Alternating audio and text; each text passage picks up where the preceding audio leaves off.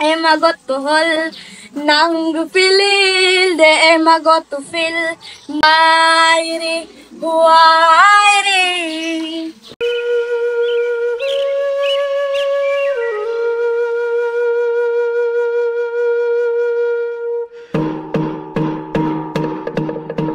Ang Purok Daan Banwang, Barangay Upper Labay, General Santos City is composed of Blaan tribe.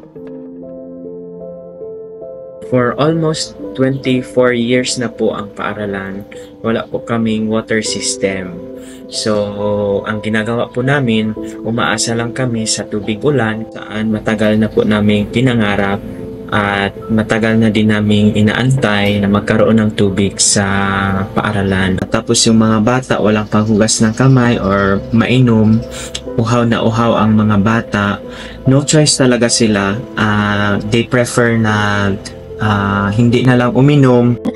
Na-experience ko po yung paghihirap ng walang tubig. Minsan yung nanay ko po ay pumupunta pa ng ibang baryo para kumuha ng tubig. Minsan pag wala ng tubig sa school or sa gym namin, kailangan na magdumi, ipupunta na lang kami sa damuhan para doon magdumi. Ang community, kasi nga, ang source ng kanilang tubig ng pang-inom ay sa ilog or sa sapa na gumagawa sila ng parang balon. So, yun, hindi nila alam kung safe ba or hindi. Basta sa kanila, iinom sila doon. Lisod man kay baha man, lubog man ang tubig. So, ang among gihimo, kung mag-ulan, magsalod na lang mig-ulan para makakaon mi, para makaligo mi.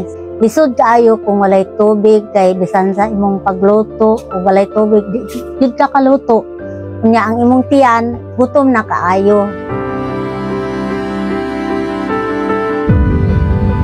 We from the Rotary Club of the Jangas chose Antonio de Pendaton Elementary School and its community to be the recipient of our water project through Rotary International District Grant. The water system will be installed inside the school premises para talagang mabantayan at